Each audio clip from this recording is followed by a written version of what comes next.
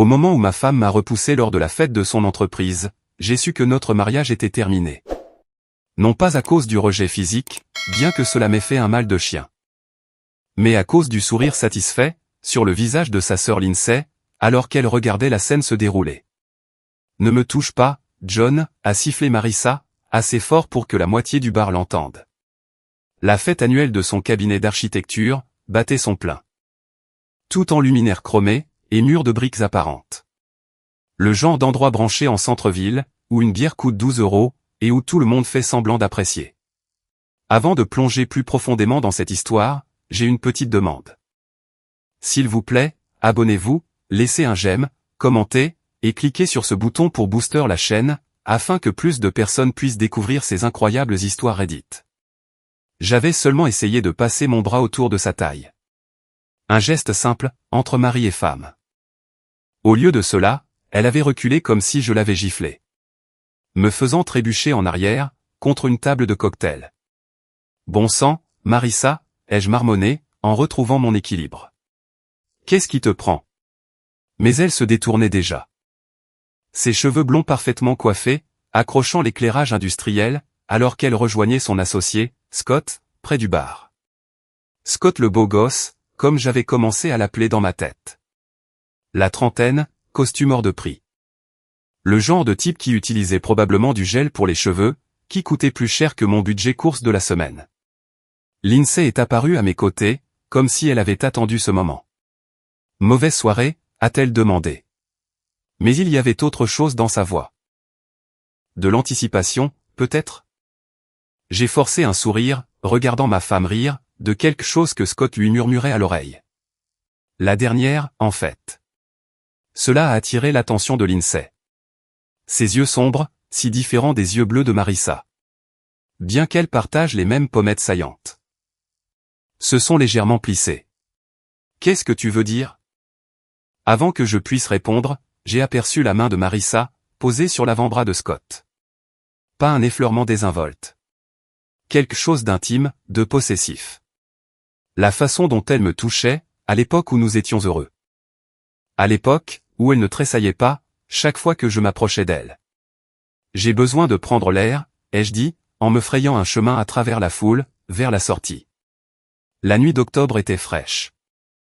Coupant net, le brouillard de colère et d'humiliation, qui obscurcissait mes pensées. Je me suis appuyé contre mon pick-up. Un Ford F-150 vieux de 10 ans, qui ressemblait à un tas de rouille, à côté des BMW et des Mercedes qui remplissaient le parking. Et j'ai essayé d'assimiler, ce dont je venais d'être témoin. 22 ans. C'était la durée de notre relation, à Marissa et moi. Des amours de lycée. Qui avaient, d'une manière ou d'une autre, survécu à l'université, au changement de carrière, et à la lente érosion des rêves, qui accompagnent l'âge moyen. Je l'avais soutenue, pendant ses études d'architecture. Faisant des doubles gardes dans une entreprise de construction, pour nous maintenir à flot. Quand elle avait enfin décroché le job de ses rêves, et commencé à gagner vraiment bien sa vie, j'avais été sincèrement fier. C'était peut-être là, mon erreur. J'aurais peut-être dû voir les signes, quand elle a commencé à travailler tard tous les soirs. Quand elle a cessé de me raconter sa journée. Quand elle a déménagé dans la chambre d'amis, sous prétexte que mes ronflements l'empêchaient de dormir. Mon téléphone a vibré. Un texto de Marty, mon meilleur ami, qui gérait un atelier de réparation automobile de l'autre côté de la ville. Comment se passe la soirée mondaine? Tu portes cette cravate que je t'ai dit d'acheter? J'ai baissé les yeux sur la cravate bleu marine, que Marissa avait choisie pour moi, il y a 3 Noëls de cela. La même que je portais, à chaque événement d'entreprise. Chaque mariage. Chaque occasion qui exigeait que je sois présentable, pour ses collègues. Au lieu de répondre à Marty, j'ai fait défiler mes appels récents. Jusqu'à ce que je trouve le numéro, que j'évitais depuis des semaines. Dave Morrison. Un détective privé, qui avait fait du travail pour mon entreprise de construction, quand nous avions eu des problèmes de vol par des employés. Dave, c'est John Doyle. J'ai besoin qu'on se parle. C'est un peu tard pour un appel professionnel, non? Ce n'est pas professionnel. C'est personnel. Une pause. À quel point, personnel? J'ai regardé à travers les fenêtres du bar, alors que Marissa rejetait la tête en arrière. riant de quelque chose que Scott avait dit. Sa main était posée sur le bas de son dos, maintenant. Les doigts écartés, de manière possessive. Le genre qui met fin à un mariage. Rejoins-moi à mon bureau demain matin. À 9 heures précises. Et John. Amène de l'argent liquide. J'ai raccroché, et j'ai fixé mon reflet dans le rétroviseur extérieur du pick-up. 43 ans. Grisonnant sur les tempes.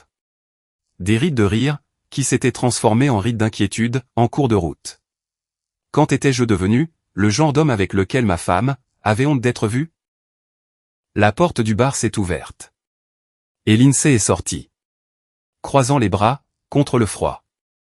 Elle avait toujours été, la sœur la plus sauvage. Des tatouages dépassant de ses manches. Des cheveux bruns coupés en un carré asymétrique, qui avait toujours l'air naturellement cool. Là où Marissa n'était qu'angle vif, et perfection calculée. Lindsay n'était que courbe, et chaos. Tu vas bien, dehors, a-t-elle demandé, en s'approchant de mon véhicule. Merveilleusement bien. Elle a ri. Un son qui ne ressemblait en rien, au petit rire mondain et répété de Marissa. Tu es un très mauvais menteur, John Doyle. Ouais, eh bien.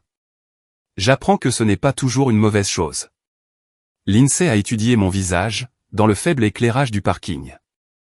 Tu l'as vu, toi aussi, n'est-ce pas? La façon dont elle l'a regardé. Je n'ai pas répondu.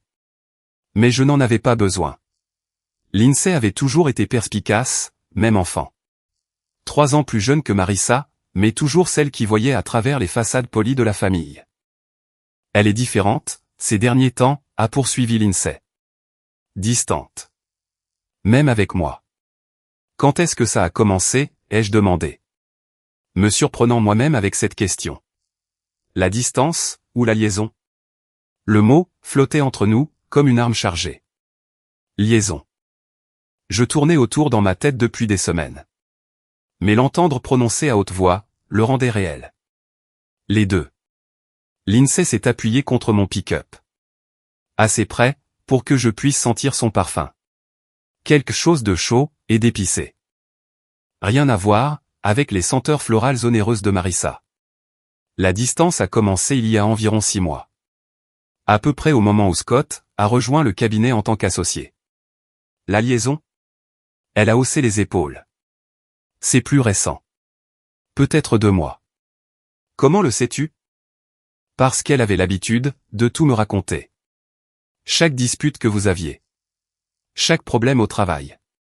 Chaque truc stupide qui l'agaçait. Et puis, elle a juste arrêté. Et quand quelqu'un arrête de parler de ses problèmes, cela signifie généralement qu'il a trouvé quelqu'un d'autre à qui en parler. À travers la fenêtre, je pouvais voir Marissa et Scott. En pleine conversation, à une table dans le coin. Leurs têtes étaient rapprochées. Et la main de Scott couvrait la sienne sur la table. Je devrais y retourner, ai-je dit. Les confronter. Et lui donner, la supériorité morale? La laisser te dépeindre, comme le mari jaloux et possessif? Lindsay a secoué la tête.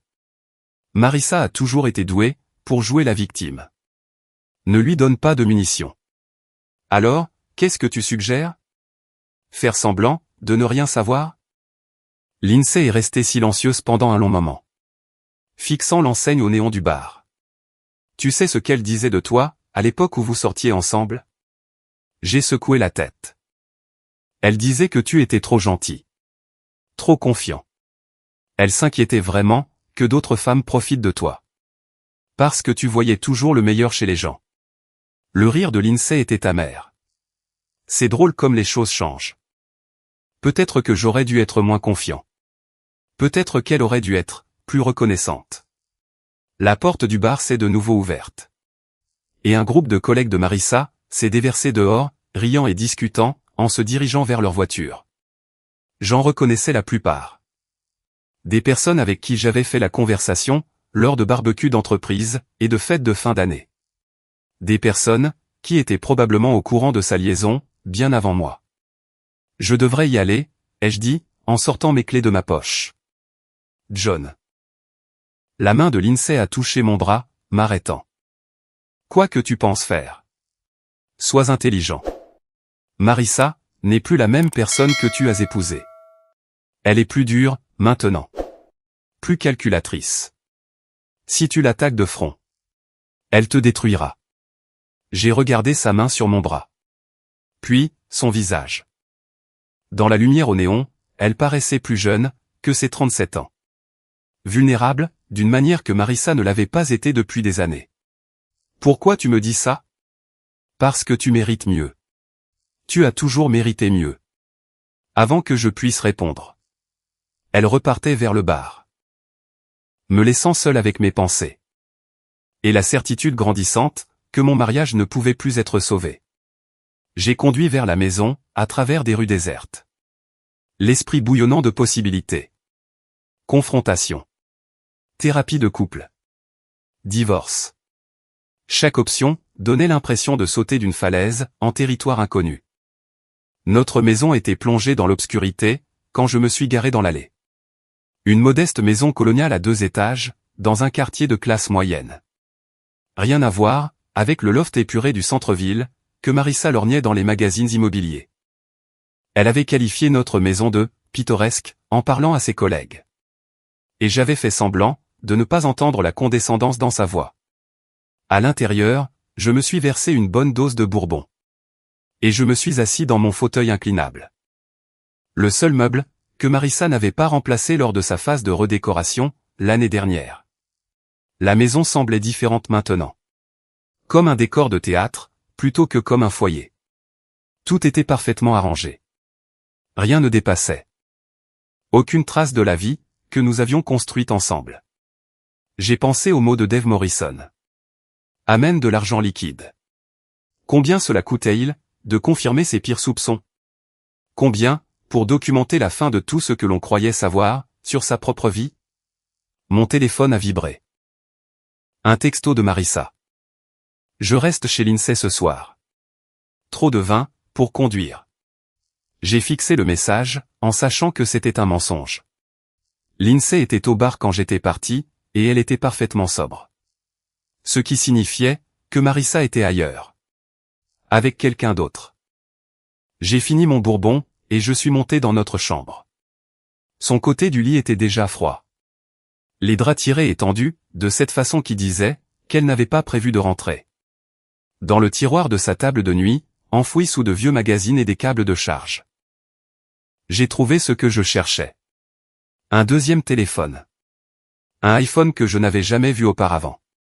Encore tiède, d'une utilisation récente. Mes mains tremblaient, pendant que je l'allumais. Pas d'écran de verrouillage. Marissa avait toujours été négligente avec la sécurité. Les SMS se sont chargés. Et mes pires craintes ont été confirmées par une série de conversations qui m'ont retourné l'estomac. Scott, j'ai hâte de t'avoir pour moi tout seul ce soir. Marissa, John, commence à se douter de quelque chose. Il faut qu'on fasse plus attention, Scott. Scott, ou alors, tu pourrais juste le quitter. Tu sais que tu en as envie. Marissa, c'est compliqué. La maison. Les finances. J'ai besoin de temps pour m'organiser. Scott, j'en ai marre de me cacher. Tu vaux mieux que ce rôle de femme au foyer de banlieue. Les messages remontaient à des mois. Des détails intimes sur leur relation. Des observations cruelles sur notre mariage. Des projets pour un avenir qui ne m'incluaient pas. Mais c'est le dernier échange qui a brisé quelque chose en moi. Marissa, il a essayé de me toucher ce soir. Ça m'a donné la chair de poule. Scott, bientôt, tu n'auras plus à faire semblant. J'ai reposé le téléphone avec précaution. Mes mains, étonnamment stables maintenant. La douleur était toujours là. Vive et immédiate. Mais elle était en train d'être submergée par quelque chose d'autre. Quelque chose de plus froid et de plus concentré. 22 ans de mariage.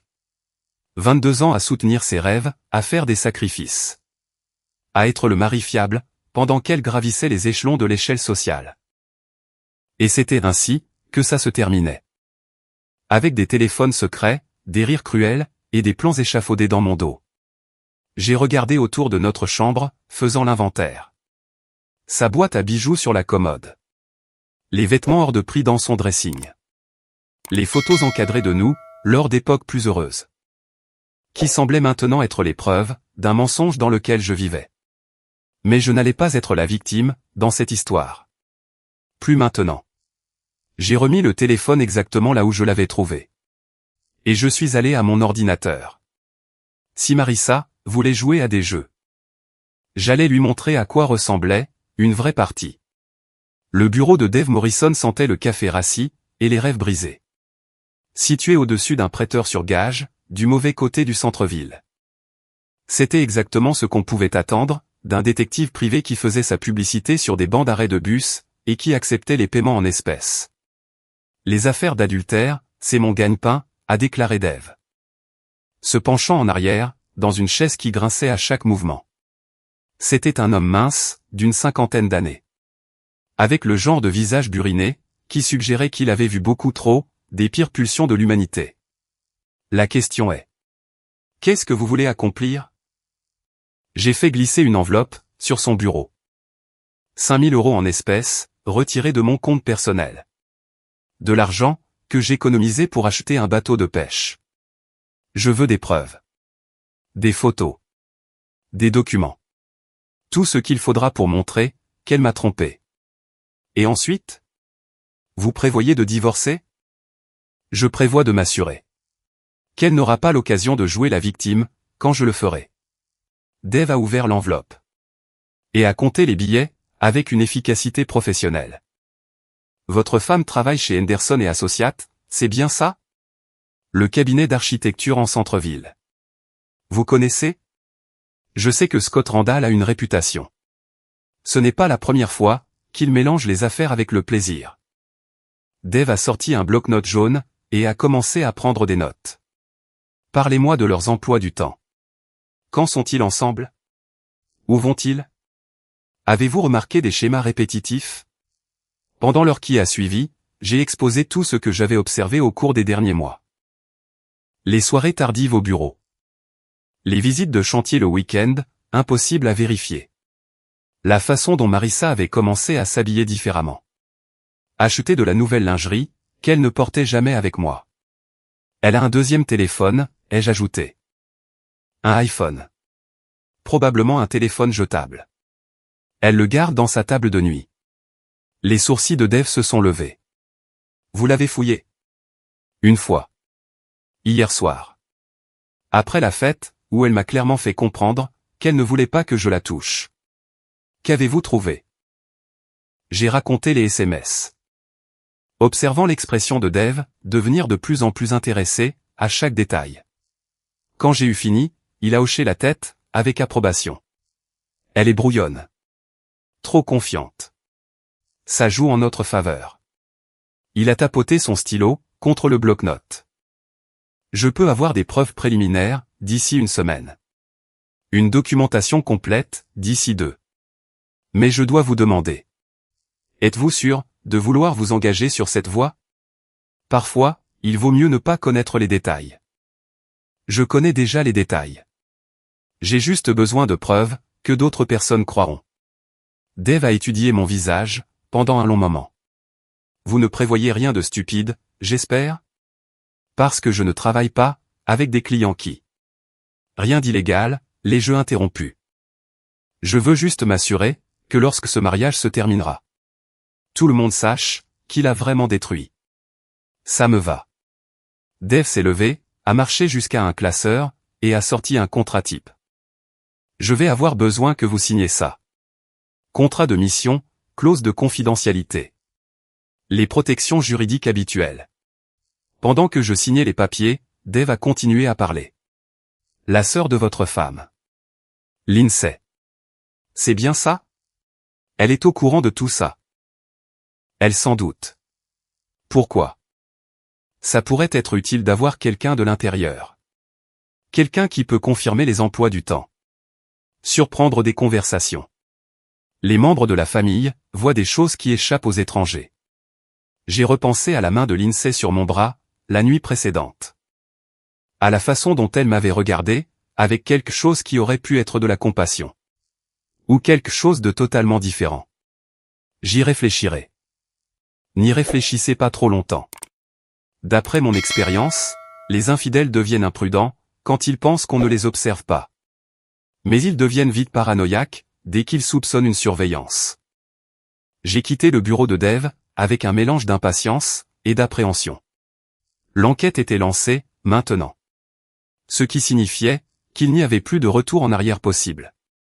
Dans 2 semaines, j'aurais la preuve légale de ce que je savais déjà au fond de mes tripes. La question était de savoir ce que j'allais en faire. Mon téléphone a sonné alors que je marchais vers mon pick-up. Le nom de Marissa s'est affiché sur l'écran. « Où es-tu » a-t-elle demandé, sans préambule. « Je fais des courses. »« Pourquoi ?»« J'ai besoin que tu ailles chercher mes affaires au pressing. La robe bleue, pour la présentation Hartwell, demain. » Le même ton qu'elle utilisait pour me demander de sortir les poubelles. Pas de « s'il te plaît ». Pas de « merci ». Juste la certitude que je laisserai tout tomber pour m'occuper de ses besoins. Je suis à l'autre bout de la ville. Tu ne peux pas y aller toi-même ? Un silence. Je suis au bureau. Nous sommes débordés avec le projet Hartwell. Et Scott a besoin de moi, lui aussi. Scott a besoin de toi. J'ai laissé les mots flotter en l'air. Qu'est-ce que c'est censé vouloir dire ? Rien. Je vais chercher ta robe. J'ai raccroché avant qu'elle puisse répondre. Imaginant déjà la conversation qu'elle aurait avec Scott à propos de son mari difficile. Qu'il pense que je ne savais rien. Qu'ils se mettent à l'aise dans leur tromperie. Pendant que Dave Morrison documenterait chaque mensonge. Le pressing était une petite entreprise familiale, tenue par un vieux couple de Coréens, qui connaissait Marissa et moi, depuis des années. Madame Kim a souri, en me voyant arriver. Monsieur John. Vous venez pour la robe de Madame Marissa. C'est exact. Elle a disparu dans l'arrière-boutique. Pour revenir avec une housse de protection, contenant une robe droite bleu marine, que je n'avais jamais vue auparavant. Elle avait l'air chère. Le genre de choses que Marissa portait, quand elle voulait faire impression. Elle est très belle dans cette robe, a dit Madame Kim, en me tendant la housse. Une femme très élégante, votre épouse. Ouais, ai-je acquiescé. Elle est unique en son genre. Mais en conduisant pour rentrer, je me suis surpris à penser à Lindsay, à la place.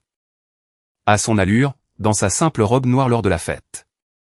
Pas de marque de créateur, ni d'élégance calculée. Juste une beauté naturelle. Et une chaleur sincère. Quand avais-je cessé de remarquer ce genre de choses chez ma propre femme ? La maison était vide, à mon arrivée. La voiture de Marissa était absente de l'allée. J'ai accroché sa robe dans le placard de la chambre, et j'ai vérifié le tiroir de sa table de nuit. Le deuxième téléphone n'y était plus. Intelligente. Elle devenait plus prudente. Exactement comme Dave l'avait prédit. Mais pas assez prudente pour échapper à un détective professionnel, avec 20 ans d'expérience dans la traque des infidèles. Je me suis préparé un sandwich. Et je l'ai mangé debout, au comptoir de la cuisine. En regardant le jardin, où Marissa et moi avions un jour parlé de planter un potager. Nous n'en avions jamais pris le temps. Toujours trop occupés. Par le travail. Les obligations sociales. Ou les dizaines de petits compromis qui avaient lentement érodé notre lien. Mon téléphone a vibré. Un texto de Marty. Une bière ce soir ? Jenny travaille tard, et je tourne en rond. J'ai hésité. Marty était mon meilleur ami, depuis le lycée. Mais il était aussi ami, avec Marissa. Si je lui parlais de l'enquête, garderait-il le secret pour lui ? Ou sa loyauté envers nous deux, le forcerait-il à la prévenir ? Partie remise, lui ai-je répondu par texto. Je dois régler quelques trucs à la maison. Tout va bien ? On se voit bientôt. J'ai passé le reste de l'après-midi à faire des recherches sur des avocats spécialisés dans les divorces, en ligne. Prenant des notes sur le partage des biens et les calculs de pension alimentaire. Marissa gagnait plus d'argent que moi maintenant. Ce qui signifiait que je pourrais bien m'en sortir financièrement. L'ironie ne m'échappait pas. Son succès, qui nous avait éloignés, pourrait aussi être ce qui me sauverait de la pauvreté par la suite. Elle est rentrée à 19h30. les bras chargés de plats à emporter, provenant d'un restaurant italien cher du centre-ville. Le même endroit, où elle m'avait emmené pour mon anniversaire, il y a 3 ans. À l'époque, où elle faisait encore un effort, pour célébrer notre relation. Désolée d'être en retard, a-t-elle dit, en posant les sacs sur le comptoir de la cuisine. La présentation pour Hartwell est demain. Et nous voulions être sûrs que tout était parfait. Nous. L'équipe. Scott, moi. Quelques jeunes architectes. Elle a évité mon regard en parlant. S'affairant à déballer des boîtes de pâtes et de salades. Comment ça se passe avec Scott, en tant qu'associé? Bien. Il est très investi. J'ai scruté son visage pendant qu'elle parlait. À la recherche de signaux. Une légère rougeur sur ses joues. La façon dont elle se touchait le cou, quand elle mentait. Toutes les petites habitudes, que j'avais apprises, au cours de 22 ans de mariage. Ça doit être agréable, d'avoir quelqu'un qui partage ta vision. Oui. Ça l'est. Elle m'a regardé directement, maintenant. Et j'ai vu quelque chose de provocateur, dans son expression. C'est important, d'avoir un partenaire qui comprend tes ambitions. Qui veut les mêmes choses que toi. Et qu'est-ce que tu veux, Marissa? La question a semblé la prendre au dépourvu. Elle s'est figée. Une fourchette de pâtes, à mi-chemin de sa bouche. Étudiant mon visage. Je veux réussir. Je veux construire quelque chose qui a du sens. Je veux. Elle a laissé sa phrase en suspens, en secouant la tête. Je veux compter. Et tu as l'impression de ne pas compter, en ce moment? Pas comme je le devrais. Pas comme je le pourrais, avec le bon soutien. L'implication était claire. Je n'étais pas le bon soutien. J'étais l'encre qui la retenait. L'empêchant de vivre, la vie qu'elle imaginait avec Scott Randall. Je vois, ai-je dit doucement. Nous avons mangé le reste du repas, en silence. 2 étrangers, partageant un dîner. Dans une maison qui ne ressemblait plus à un foyer. Marissa est allée se coucher tôt. Prétextant l'épuisement, à cause du stress du travail. Je suis resté éveillé jusqu'à minuit. Élaborant des plans. Et attendant que l'enquête commence sérieusement. Le lendemain matin. J'ai regardé depuis la fenêtre de la cuisine. Marissa montait dans sa voiture. Vêtue de la robe bleue, que j'avais récupérée au pressing. Elle était belle. Confiante. Prête à conquérir le monde. Prête à présenter sa vision de l'avenir, au client Hartwell. Avec Scott à ses côtés. Je me suis demandé, si elle avait mis cette robe pour la présentation, ou pour lui. Mon téléphone a sonné à 10 heures. Dave Morrison. Je les ai en vue, a-t-il dit sans préambule. Votre femme et Randall viennent de s'enregistrer au Marriott du centre-ville. Chambre 412. Vous voulez que je prenne des photos? J'ai fermé les yeux. Sentant la dernière de mes illusions s'effondrer. Prenez tout. Ça marche. Et John. Je suis désolé. Je sais que ce n'est pas facile. Non, ai-je reconnu. Mais c'est nécessaire. J'ai raccroché, et je me suis versé une autre tasse de café. Mes mains, étonnamment fermes. Malgré le tremblement de terre qui se produisait dans ma poitrine. La phase 1 était terminée. Il était maintenant temps de commencer à planifier la phase 2. Les photos sont arrivées par email, 3 jours plus tard. Et elles étaient tout ce que Dave Morrison avait promis. Des images haute résolution de Marissa et Scott, entrant ensemble au Marriott. S'embrassant dans le bar de l'hôtel. La main de Scott sur sa cuisse, sous la table du restaurant. Marissa riant de quelque chose qui lui chuchotait à l'oreille.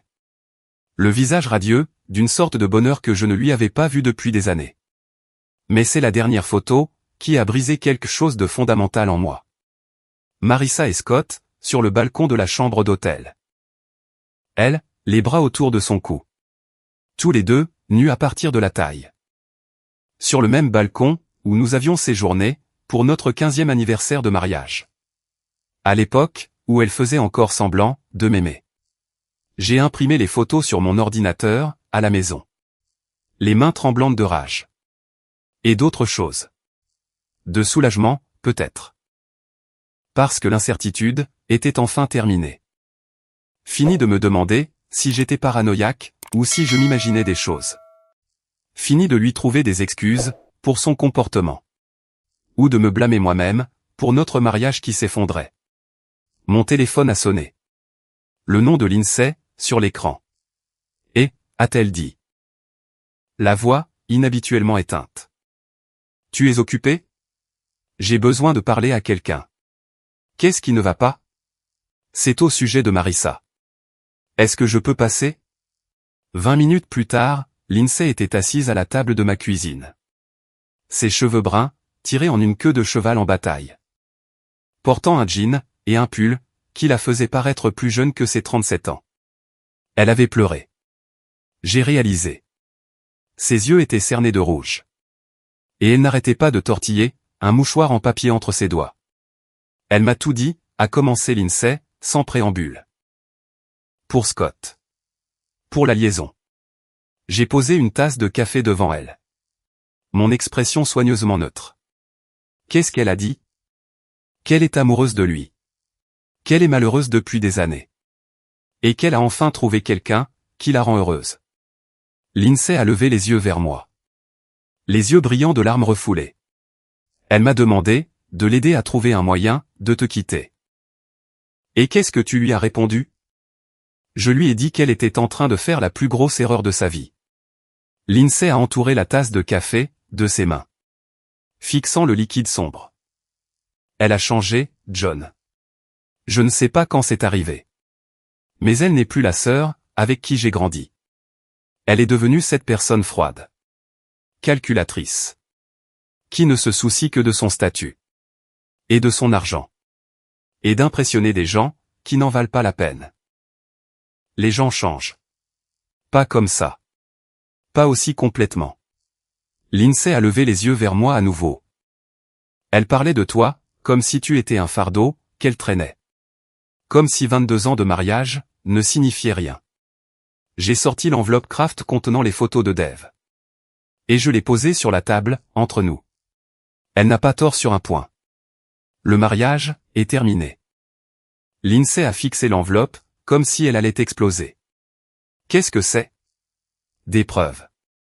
Elle a ouvert l'enveloppe, d'une main tremblante. Son visage pâlissant, à mesure qu'elle parcourait les images. Quand elle est arrivée à la photo sur le balcon. Des larmes ont commencé à couler sur ses joues. Oh, John. Je suis tellement désolé. Ne sois pas désolé. Sois en colère. Lindsay a posé les photos, et s'est essuyé les yeux, avec le dos de sa main. Qu'est-ce que tu vas faire? Je vais m'assurer que tout le monde connaisse la vérité. À commencer par ses parents. Ses parents l'adorent. Ils ne croiront jamais. Ils croiront à des preuves photographiques. Lindsay est restée silencieuse pendant un long moment. Étudiant mon visage. Tu es différent, toi aussi. Plus dur. Je peux le voir, dans tes yeux. 22 ans de mariage, font ça à un homme. Surtout quand ça se termine comme ça. Ça n'a pas à se terminer. Tu pourrais te battre pour elle. Essayer une thérapie de couple. Avec une femme, qui trouve mon contact répugnant. Qui planifie sa stratégie de sortie depuis des mois, tout en prétendant que tout allait bien. J'ai secoué la tête. Certaines choses ne peuvent pas être réparées, Lindsay. Certaines trahisons sont trop profondes. Elle a tendu le bras de l'autre côté de la table, et a recouvert ma main de la sienne. Sa peau était chaude. Son contact, doux. D'une manière que j'avais presque oublié qu'elle existait. Tu mérites mieux que ça. Vraiment? Peut-être que c'est exactement ce que je mérite. Peut-être que j'ai été trop complaisant. Trop confiant. Trop prompt à la laisser s'éloigner. Sans me battre, pour ce que nous avions. Arrête. La voix de Lindsay était féroce. Ne t'avise pas de te blâmer pour ses choix. Tu es un homme bien, John Doyle. Tu l'as toujours été. Si elle ne peut pas le voir. C'est tant pis pour elle. J'ai regardé nos mains jointes. Sentant quelque chose basculer, dans l'espace qui nous séparait. Quelque chose, qui se construisait depuis la nuit de la fête d'entreprise. Peut-être même depuis plus longtemps. Lindsay. Je sais. Elle a retiré sa main. Ses joues rougissant. Je suis désolé. Ce n'est ni le moment, ni le lieu. Tu crois? La question flottait entre nous. Chargée de possibilités, qu'aucun de nous n'était tout à fait prêt à reconnaître.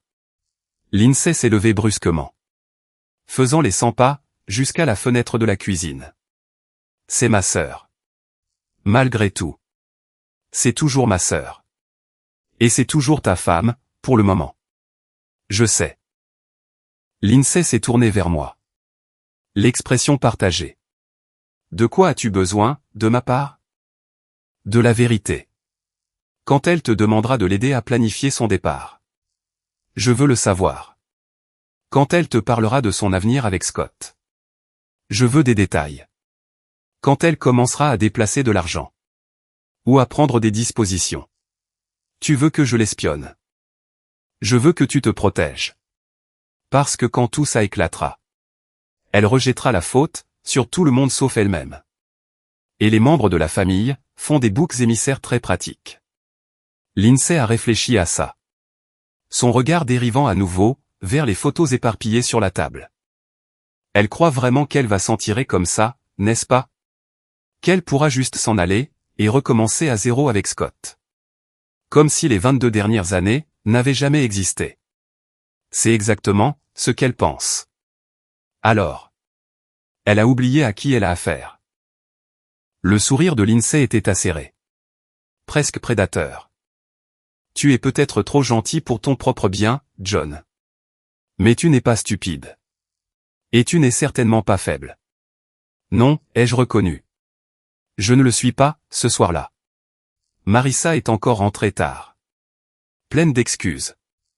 Et d'explications sur des rendez-vous clients. Et des échéances de projet. Elle m'a embrassé sur la joue. Un geste bref.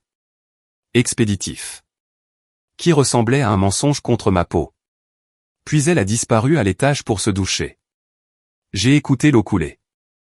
Et j'ai imaginé qu'elle nettoyait l'odeur de Scott, de son corps. Se préparant à jouer le rôle de l'épouse fidèle, pour une autre nuit. La performance était impeccable. Je devais l'admettre. Si je n'avais pas vu les photos. Si je n'avais pas lu les SMS.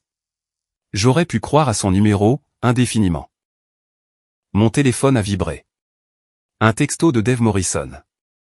D'autres photos demain. Ils deviennent négligents. Bien. Qu'ils se mettent à l'aise. Qu'ils pensent être plus intelligents que le mari ennuyeux qui travaillait dans le bâtiment et conduisait un vieux pick-up. Qu'ils me sous-estiment. Jusqu'au moment précis où je détruirai leur parfait petit fantasme. Marissa est sortie de la salle de bain. Portant une nuisette en soie que je lui avais offerte à Noël dernier. Elle ne l'avait jamais portée auparavant. Prétendant qu'elle était trop habillée pour tous les jours. Apparemment, la culpabilité la rendait sentimentale. Comment s'est passée ta journée, a-t-elle demandé. S'installant dans le lit à côté de moi. Bien. Calme. Bien. Tu travailles trop dur. Tu devrais prendre du temps pour toi. Peut-être, planifier un voyage de pêche avec Marty. Traduction, s'il te plaît, quitte la ville. Pour que je puisse passer plus de temps avec mon amant. Sans avoir à me cacher. Peut-être, que je le ferai. Elle a souri, et m'a embrassé de nouveau. Sur les lèvres cette fois. Ça a duré exactement 3 secondes. Et c'était comme embrasser une étrangère. Je t'aime, a-t-elle dit. Les mots automatiques, et vides de sens. Moi aussi je t'aime. Le mensonge me venait facilement, maintenant.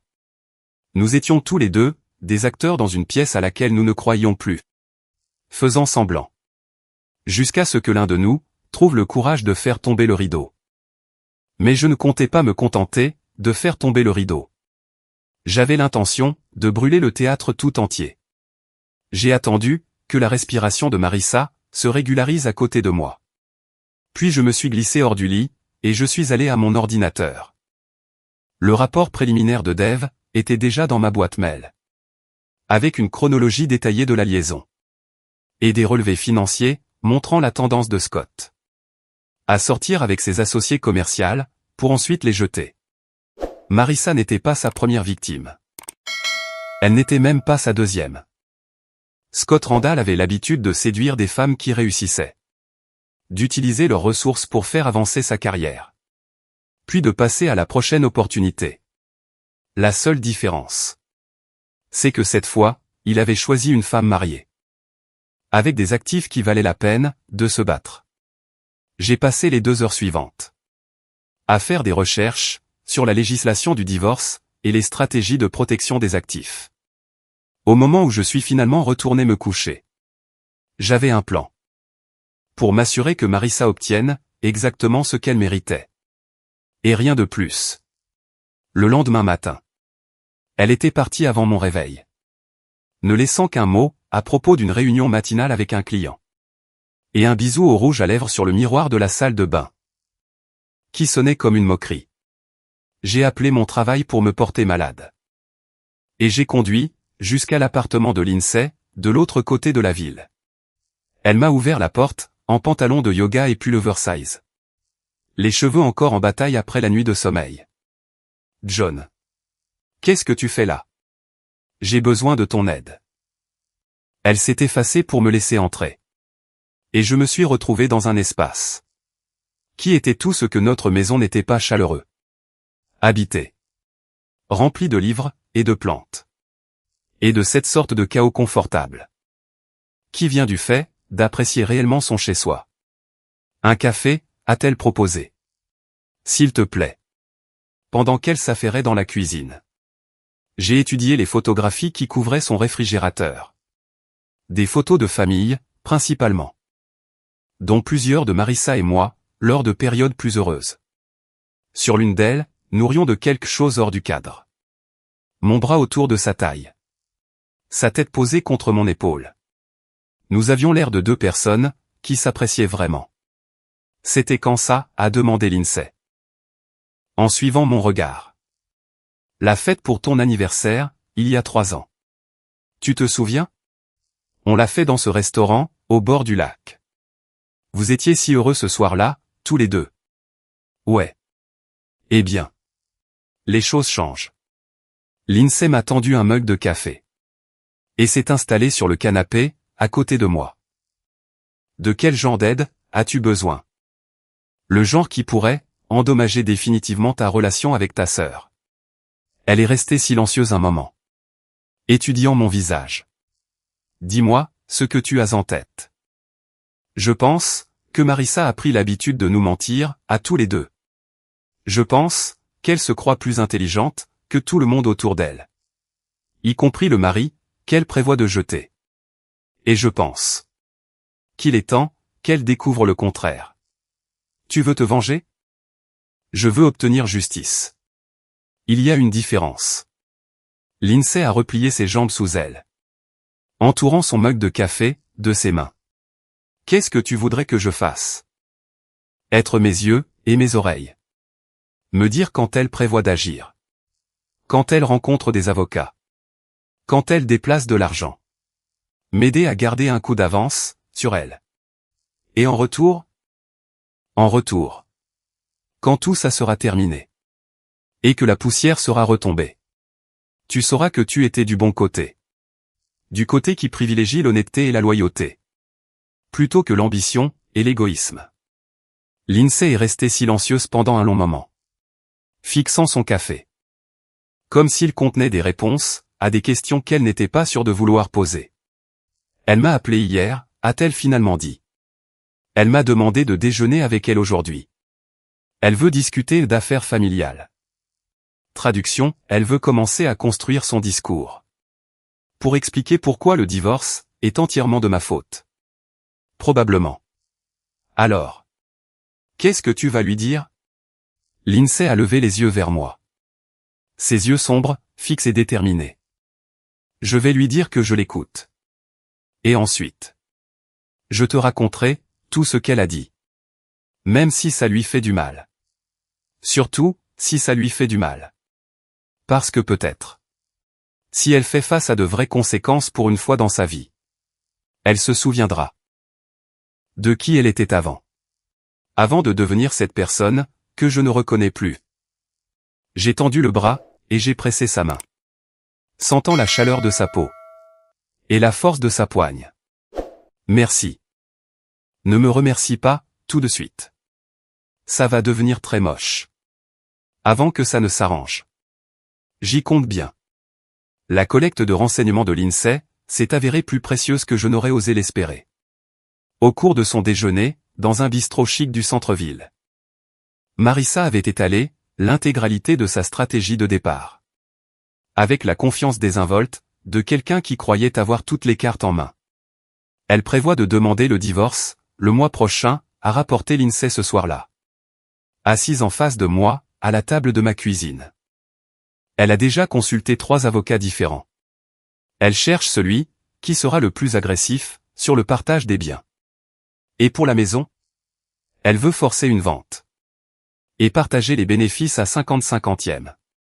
Même si, c'est elle qui brise le mariage.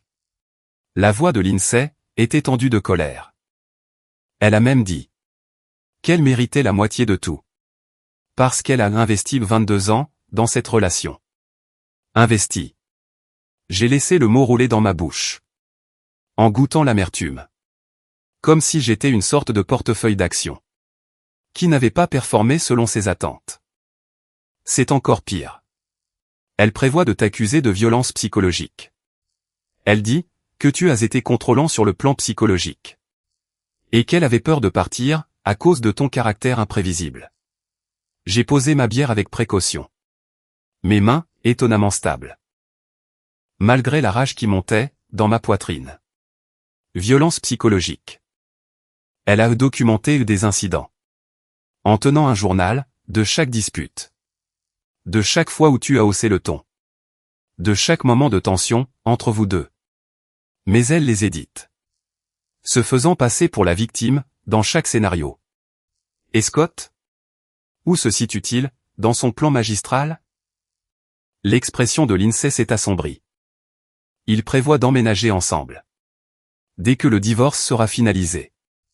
Ils regardent déjà des appartements dans le quartier des Arts. Des endroits qui correspondent à leur style de vie sophistiqué. Ils veulent être perçus, comme le couple puissant du monde de l'architecture. Quel romantisme! Il y a autre chose. L'INSEE a sorti son téléphone. Et a fait défiler ce qui ressemblait à des SMS. Elle m'a demandé de témoigner en sa faveur. Pour corroborer ses affirmations sur ton comportement contrôlant. Et pour soutenir son discours. Comme quoi elle était prise au piège, dans un mariage malheureux. Et qu'est-ce que tu lui as dit? Je lui ai dit que j'allais y réfléchir. L'INSEE a levé les yeux vers moi. Les yeux flamboyants d'indignation. John. Elle a carrément essayé de me dire ce que je devais dire. Elle voulait que je mente sous serment. Pour l'aider à voler la moitié de tes biens. Et à détruire ta réputation.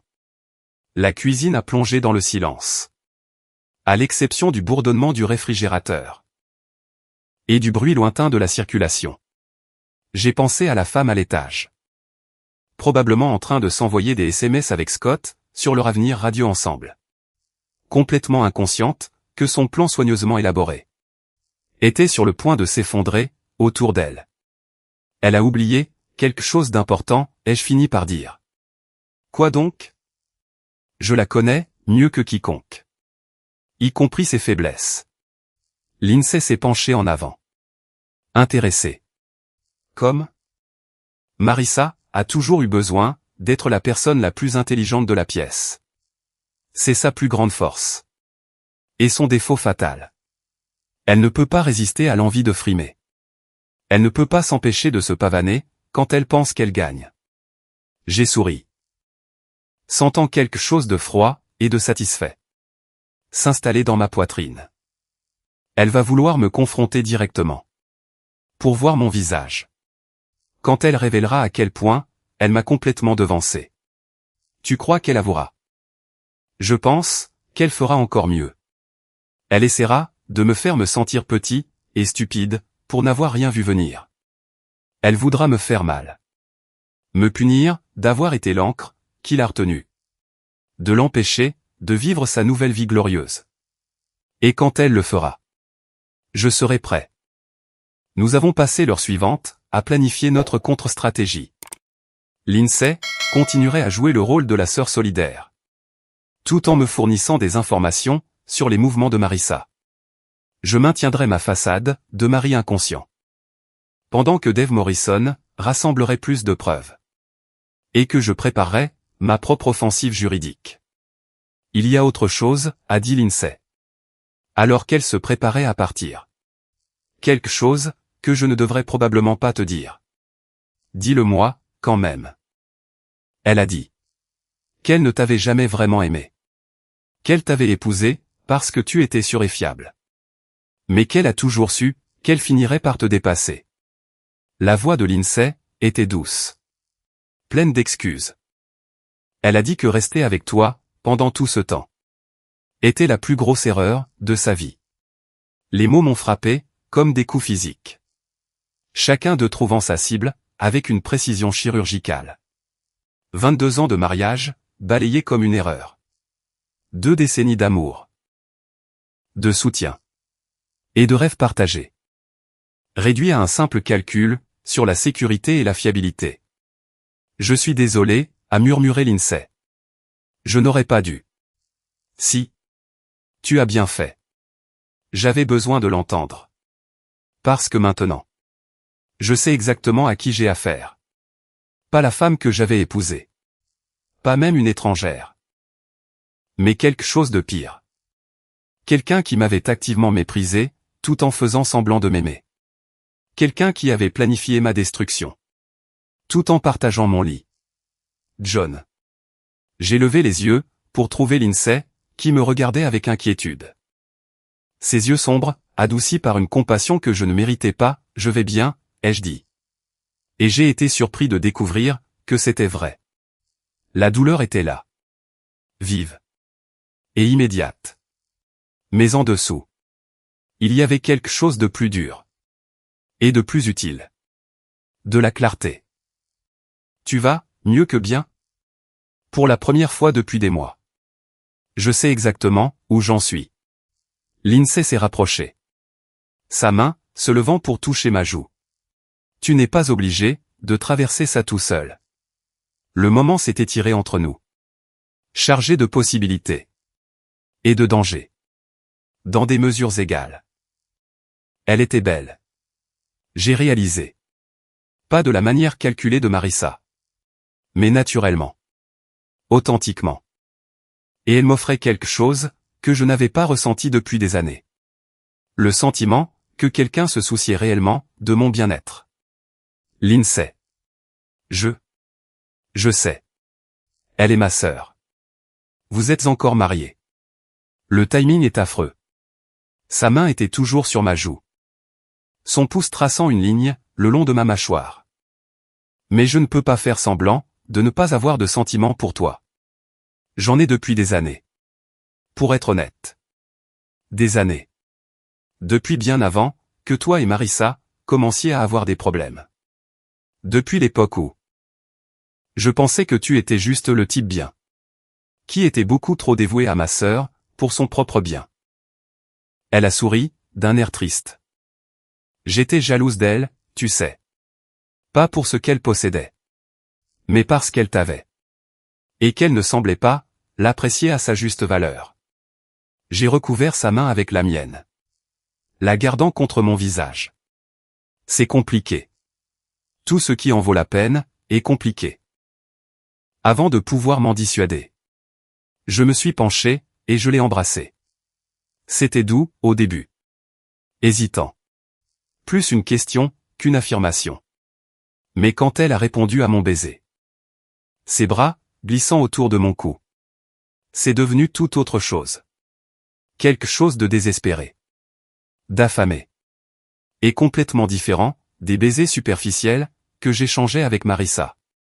Quand nous nous sommes finalement séparés. Nous respirions tous les deux fortement. C'était, a commencé Lindsay. Une erreur. Parfait. J'ai posé mon front contre le sien. Essaya de comprendre les émotions qui tourbillonnaient en moi. Culpabilité. Désir. Espoir. peur. Tout cela emmêlé dans un nœud. Que je ne pouvais même pas commencer à démêler. Qu'est-ce qui se passe, maintenant, ai-je demandé. Maintenant, tu montes rejoindre ta femme. Et tu fais semblant que rien n'a changé. Et moi je rentre chez moi. Et je fais semblant de ne pas tomber amoureuse du mari de ma sœur. Et demain. Demain, on continue de jouer nos rôles. Jusqu'à ce qu'il soit temps de faire tomber les masques. Elle m'a embrassé une dernière fois. Rapidement, et avec fougue. Puis elle est partie. Me laissant seule dans ma cuisine. Avec le goût de ses lèvres. Et la certitude que mon mariage n'était pas la seule relation. Sur le point d'être détruite par les choix que nous faisions tous. J'ai trouvé Marissa dans notre chambre. L'ordinateur portable, ouvert sur ses genoux. Travaillant sur ce qui ressemblait à des plans d'architecture. Elle a levé les yeux quand je suis entré. L'expression neutre. Comment s'est passée ta soirée, a-t-elle demandé. Bien. J'ai regardé un peu la télé. Bu une bière. Bien. Tu devrais te détendre davantage. Le rejet désinvolte dans son ton. Comme si ma soirée était si insignifiante. Qu'elle méritait à peine d'être mentionnée. A cristallisé quelque chose en moi. C'était ainsi qu'elle me voyait, maintenant. Non pas comme un partenaire. Ou même comme un adversaire. Mais comme un inconvénient mineur, à gérer. Jusqu'à ce qu'elle puisse se débarrasser de moi, complètement. Marissa, ai-je dit. M'asseyant sur le bord du lit. Je peux te demander quelque chose? Elle a levé les yeux de son ordinateur. Légèrement agacée par l'interruption. Quoi? Es-tu heureuse? La question a semblé la prendre au dépourvu. Elle a fermé son ordinateur. Et a étudié mon visage. Probablement, pour essayer de déterminer si c'était une sorte de piège. C'est une question compliquée. Pas vraiment. Soit tu es heureuse, soit tu ne le es pas, je suis. Satisfaite. La plupart du temps. Satisfaite. J'ai hoché la tête, lentement. Ce n'est pas la même chose que d'être heureux. Le bonheur est surestimé. La satisfaction est plus réaliste pour des gens de notre âge. Vraiment? Ou est-ce juste ce que nous nous disons? Quand nous avons abandonné l'espoir de trouver mieux. Les yeux de Marissa se sont légèrement plissés. Où veux-tu en venir, John? J'ai réfléchi. À nous. À où nous en sommes. Où nous allons. Savoir si c'est vraiment ce qu'aucun de nous veut encore. Pendant un instant. J'ai vu quelque chose vaciller sur son visage. De la surprise, peut-être. Ou de l'espoir. La possibilité que je puisse lui offrir une sortie facile. De ce mariage qu'elle prévoyait, de toute façon de détruire. Et à quelle conclusion es-tu arrivé, a-t-elle demandé prudemment. Je pense que nous méritons tous les deux d'être heureux. Vraiment heureux. Pas juste satisfait. C'est très philosophique, de ta part. Peut-être qu'il est temps d'arrêter d'être philosophe. Et de commencer à être honnête. Les mots flottaient entre nous, comme un défi. C'était son moment. Son opportunité de dire la vérité à propos de Scott. À propos de ses plans. À propos du mépris qu'elle ressentait pour notre mariage. Tout ce qu'elle avait à faire était d'être assez courageuse pour dire la vérité. Au lieu de cela, elle a rouvert son ordinateur et est retournée à ses plans d'architecture. Je suis trop fatiguée pour des conversations profondes ce soir, a-t-elle dit, sans lever les yeux. Pouvons-nous remettre ça à plus tard? Bien sûr, ai-je dit. En me levant. À plus tard. Mais alors que je me dirigeais vers la salle de bain, pour me brosser les dents. Je planifiais déjà exactement, quand ce plus tard aurait lieu. Et quand ça arriverait. Marissa allait découvrir que son mari ennuyeux et fiable avait lui-même appris quelques notions de stratégie. La partie était presque terminée. Elle ne le savait juste pas encore. La phase finale a commencé un mardi matin de novembre. Marissa est partie tôt. Pour ce qu'elle prétendait être un petit déjeuner de travail avec des clients potentiels. Mais la surveillance de Dave Morrison a confirmé qu'elle rencontrait en fait son avocat spécialisé en divorce. Pour finaliser les papiers. Selon l'INSEE, qui était devenu mon agent de renseignement, le plus précieux. Marissa prévoyait de me remettre les papiers ce soir-là. En calculant son coût, pour un impact psychologique maximal. Elle voulait me prendre au dépourvu. Vulnérable et pris de court. Elle voulait me voir, elle m'effondrait. Au lieu de cela, j'étais prêt.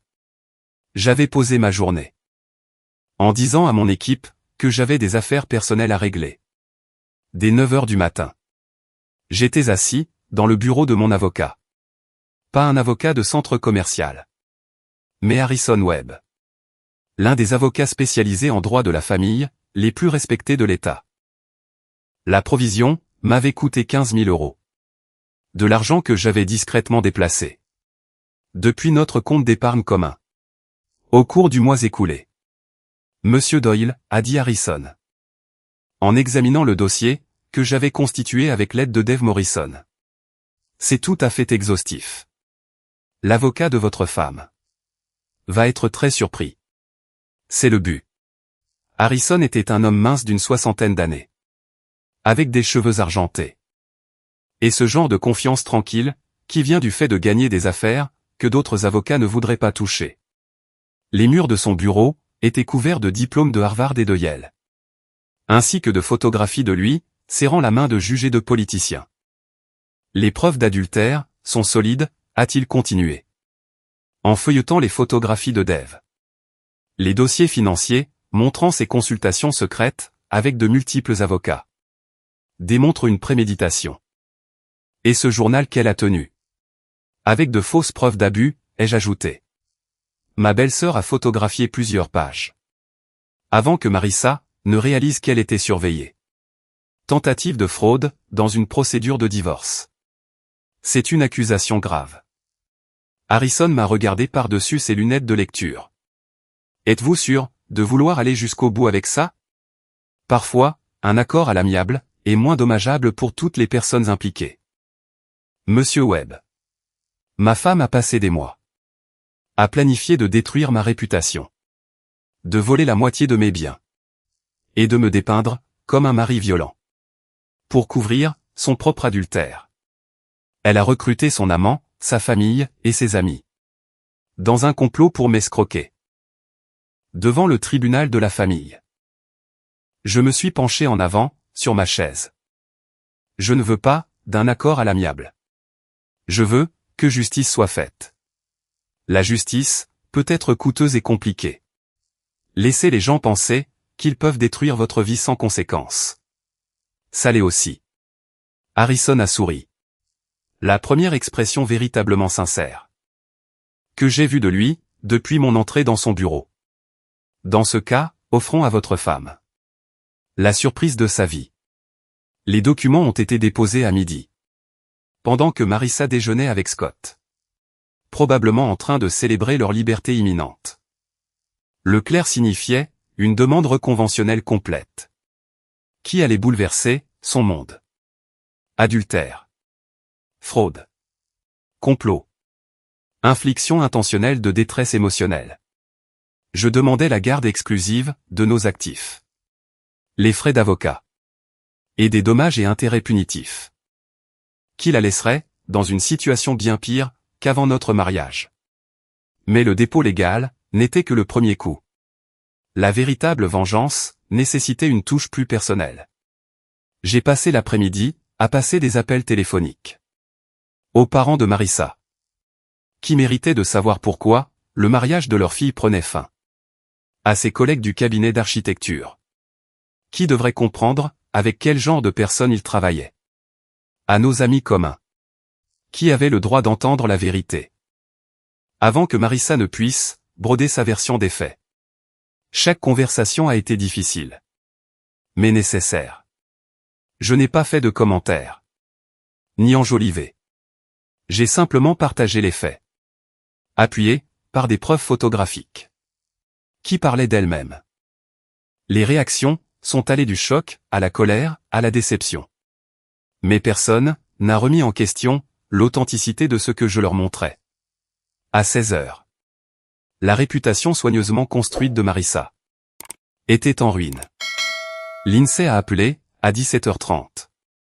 La voix tendue d'excitation et d'appréhension. Elle sait, a dit Lindsay. Son avocat l'a appelée, il y a 1 heure. Elle n'arrête pas de crier, de pleurer, et de jeter des affaires dans son bureau. Scott est avec elle. Essaya de la calmer. Combien de temps, avant qu'elle n'arrive à la maison? Elle a quitté le bureau, il y a 10 minutes. John. Elle est furieuse. Je ne l'ai jamais vue, aussi en colère. Bien. La colère rend les gens négligents. Fais attention. Je connais ma sœur. Et quand elle est acculée, elle devient féroce. Moi aussi. J'ai raccroché. Et j'ai jeté un dernier regard, à la maison que nous partagions, depuis 15 ans. Le salon. Où nous avions regardé des films ensemble. La cuisine. Où nous avions préparé à dîner, et parlé de nos journées. La chambre. Où nous avions fait l'amour, et partagé nos rêves pour l'avenir. Tout cela, me semblait appartenir, à l'histoire ancienne maintenant. Des artefacts, de la vie de quelqu'un d'autre. La voiture de Marissa s'est engagée dans l'allée, à 18h15. Le moteur vrombissant agressivement, pendant qu'elle se garait. J'ai entendu la porte d'entrée claquer. Suivi du clic aigu, de ses talons sur le parquet. John, a-t-elle hurlé depuis le hall. Où es-tu? Je suis là, ai-je appelé depuis le salon. La voix calme, et posée. Elle est apparue dans l'embrasure de la porte, tel un ange vengeur. Le visage empourpré de rage. Ses cheveux, d'habitude parfaits, ébouriffés. À force de passer ses mains dedans. Dans sa main droite. Elle serrait une copie des documents légaux, que j'avais fait signifier. Qu'est-ce que c'est, que ce bordel, a-t-elle exigé? Agitant les documents en l'air. Des papiers de divorce? Je pensais, que le concept était familier. Puisque tu avais prévu de me signifier, ta propre version ce soir. Cela l'a arrêté net, pendant un instant. La confusion a remplacé la colère, sur son visage. Comment? As-tu eu vent de mes projets? D'être au courant pour Scott? D'être au courant, pour le journal bourré de mensonges, que tu as écrit pour appuyer tes fausses accusations? Je me suis levé lentement. Appréciant la façon dont ses yeux s'écarquillaient, à chaque nouvelle révélation. Marissa. Je suis au courant, de tout. Depuis des semaines. C'est impossible. J'ai été prudente. Tu as été négligente.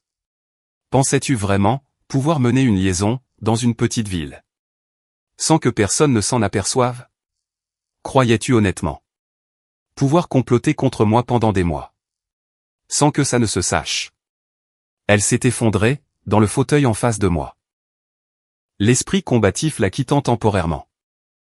Alors que l'ampleur de son exposition, devenait claire. Qui te l'a dit? Est-ce que ça a de l'importance?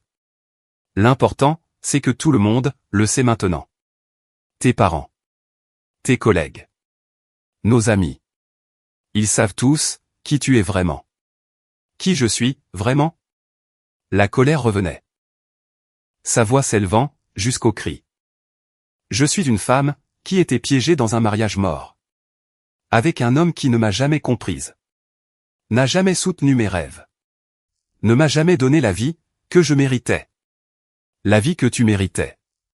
J'ai hoché la tête, pensivement. Tu as raison, là-dessus. D'ailleurs, tu mérites exactement, ce que tu vas obtenir. C'est-à-dire quoi? J'ai sorti mon téléphone. Et je lui ai montré l'écran. Un relevé bancaire, montrant que nos comptes communs avaient été gelés, en attendant la procédure de divorce. Aucun accès, aux biens conjugaux.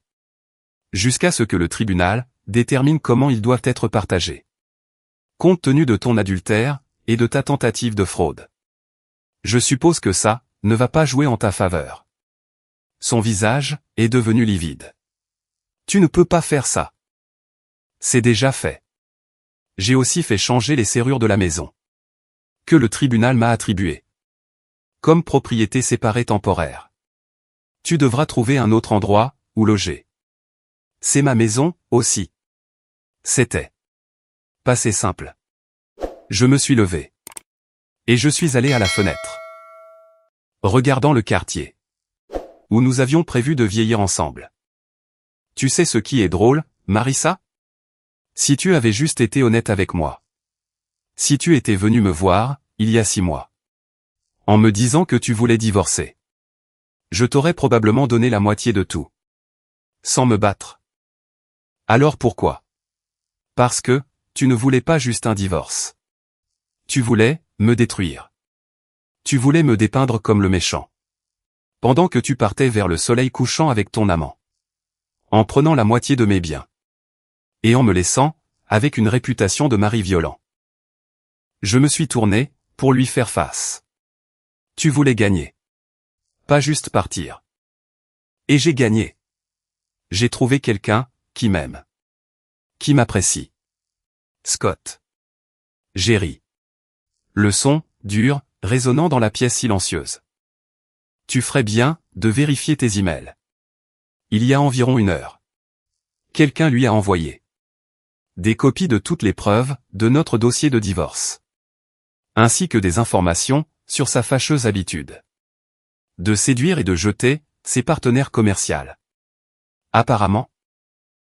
Henderson et Associates. Ne voient pas d'un très bon œil. Les employés qui créent des responsabilités juridiques, pour le cabinet. La couleur s'est entièrement retirée, de son visage. Non. Qu'est-ce que tu es en train de dire? Je dis, que Scott Randall, a vidé son bureau. Et a quitté la ville, cet après-midi. Sans même laisser d'adresse, de réexpédition. Le mensonge m'est venu, facilement. Sans accroc. Délivré avec juste assez de détails. Pour être crédible. En réalité. Scott était probablement dans son appartement. En train de planifier des stratégies pour limiter les dégâts, avec Marissa. Mais elle ne le savait pas. Et dans son état de panique actuel. Elle était prête, à croire le pire. Ce n'est pas possible. Il m'aime. Il aimait, tes relations. Et ton argent. Maintenant que les deux ont disparu. Lui aussi. Marissa a sorti son téléphone, avec des mains tremblantes. Composant frénétiquement le numéro de Scott. Elle est tombée directement, sur la messagerie vocale. Non pas parce qu'il avait fui la ville. Mais parce que j'avais utilisé, un simple brouilleur de signal de téléphone portable. Acheté en ligne. Pour bloquer les signaux, dans les environs immédiats. Scott, c'est moi, a-t-elle dit à sa messagerie vocale. La voix brisée. S'il te plaît, rappelle-moi. J'ai besoin de savoir que tu vas bien. Que nous allons bien. Je t'aime. Elle a essayé d'appeler, encore 3 fois. Chaque tentative, devenant de plus en plus désespérée. À la 4e tentative. Elle pleurait. Il est parti, a-t-elle chuchoté. Plus pour elle-même. Que pour moi. Tu pensais vraiment. Que ça se terminerait, autrement? Croyais-tu honnêtement qu'un homme qui couche, avec des femmes mariées, allait être fidèle? Elle a levé les yeux vers moi, à ce moment-là. Et pendant un instant, j'ai vu la femme, que j'avais épousée il y a 22 ans. Vulnérable.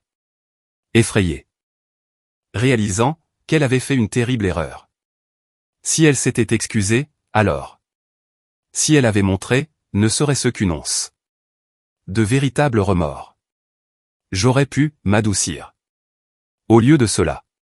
Elle m'a attaqué. Tout ça, c'est de ta faute, a-t-elle hurlé. En se levant d'un bond. Si tu avais été un meilleur mari. Si tu m'avais donné ce dont j'avais besoin. Rien de tout ça, ne serait arrivé. Et de quoi avais-tu besoin, Marissa? De plus d'argent? D'une plus grande maison? D'un mari qui passait mieux, lors des cocktails? J'avais besoin d'un partenaire. J'avais besoin de quelqu'un qui comprenne mes ambitions. Qui voulait construire quelque chose qui a du sens. Au lieu de se contenter d'exister. J'ai travaillé 60 heures par semaine. Pour te payer, tes études d'architecture. J'ai soutenu, chacune de tes décisions de carrière. Même quand ça signifiait de sacrifier mes propres opportunités. J'ai célébré chaque succès. Et je t'ai réconforté à chaque échec. Ma voix s'élevait, maintenant. 22 ans, de ressentiment refoulé. Trouvant enfin sa voix. Ce que je n'ai pas fait, c'est lire dans tes pensées. Et anticiper. Le fait que tu avais décidé que je n'étais pas assez bien pour la vie que tu voulais. Tu me retenais en arrière. Je t'aimais. Mais apparemment, ce n'était pas suffisant. Sa combativité l'a de nouveau quitté. Remplacée par quelque chose qui ressemblait presque à du chagrin. Elle s'est effondrée dans son fauteuil. Sa façade parfaite se fissurant enfin, complètement. Qu'est-ce qui se passe, maintenant, a-t-elle demandé, doucement. Maintenant. Tu trouves un endroit où rester. Et un avocat.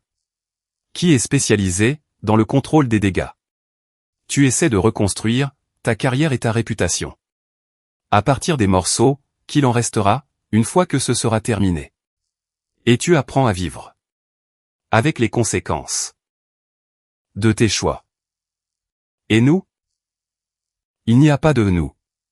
Il n'y en a plus depuis des mois. Peut-être des années. La seule différence, c'est que maintenant. C'est officiel. Je me suis dirigé vers la porte d'entrée. Et je l'ai tenue ouverte. Une invitation claire. À partir. Elle a rassemblé son sac à main.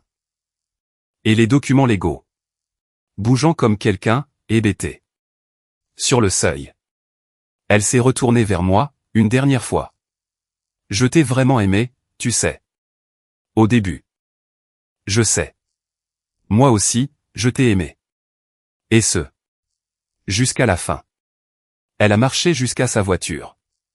Sans se retourner. Le cliquetis de ses talons sur l'allée.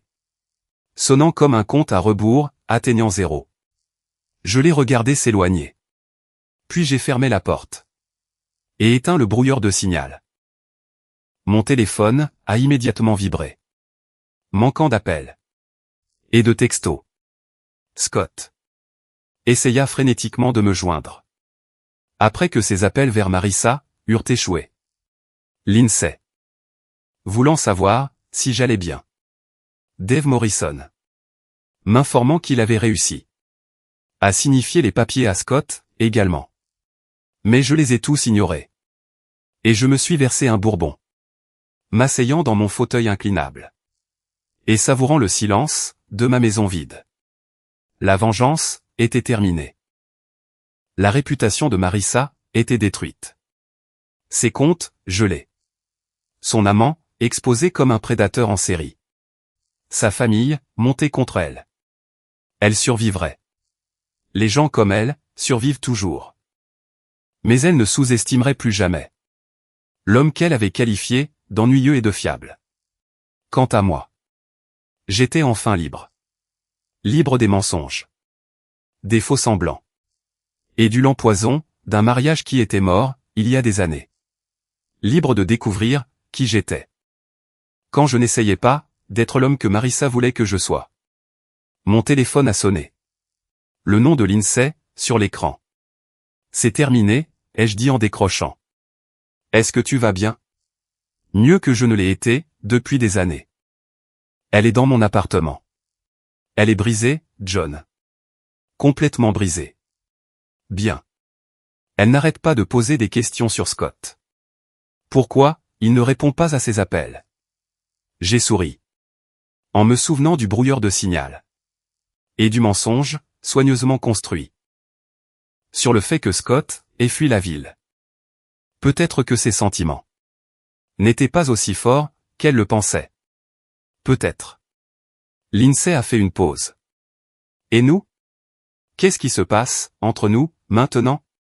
C'était une bonne question. Avec Marissa hors du décor.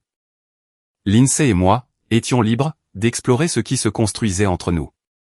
Mais cela devrait attendre. Jusqu'à ce que la poussière retombe. Jusqu'à ce que nous puissions être sûrs. Que nos sentiments étaient réels. Et pas juste une réaction. Au chaos du divorce. Maintenant. On prend notre temps. Et on voit ce qui se développe. Pas d'urgence. Pas de pression. Juste. Des possibilités. Ça me plairait bien. À moi aussi.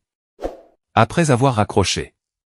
Je suis resté assis, dans l'obscurité grandissante, de mon salon. Pensant à l'avenir.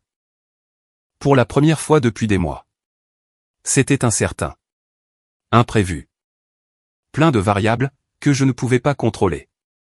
Mais c'était à moi. Et ça. Ça faisait toute la différence.